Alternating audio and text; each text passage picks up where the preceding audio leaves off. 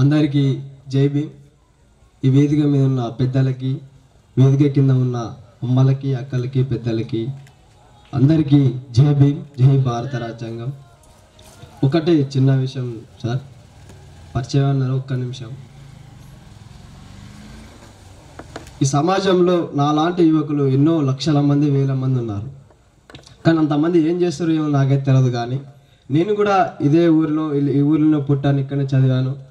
కానీ ఏనాడు కానీ ఆ మహనీయులు మాకు ప్రాణం పోసి, మాకు జీవం పోసి, మాకు మార్గాన్ని ఇచ్చినారనే విషయం మాకు ఏనాడు తెలియదు.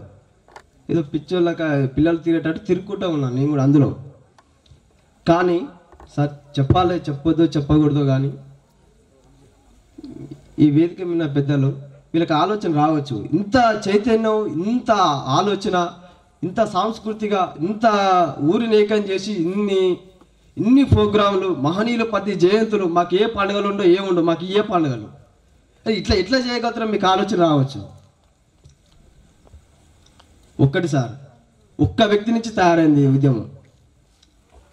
ఒక్క వ్యక్తి ఆలోచనే ఇంతమంది మేము నిర్మాణం చేయగలిగినాం.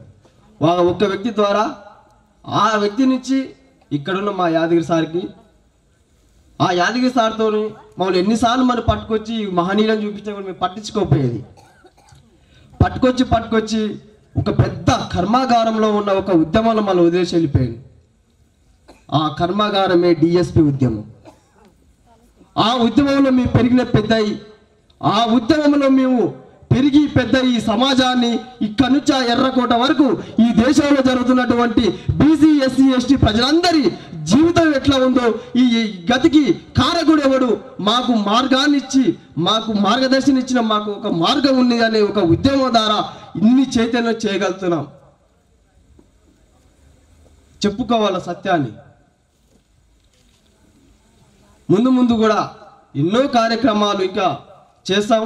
మా ఆలోచన ఇంకా పెద్ద వేదికలు ఇంకా ఎన్నో చేస్తాం సార్. మిమ్మల్ని కూడా ఈ వేదిక మీద ఉన్న ముఖ్యులను కూడా మేము పిలుస్తామని మనస్ఫూర్తిగా కోరుకుంటూ, సమయం లేదు కాబట్టి నాకు ఈ అవకాశం ఇచ్చినటువంటి పెద్దలకి, వేదిక మీద సభను సమయపరుస్తున్న యాదగిరి సార్కి అందరికీ జై భీమ్, జై భారత రాజ్యాంగం.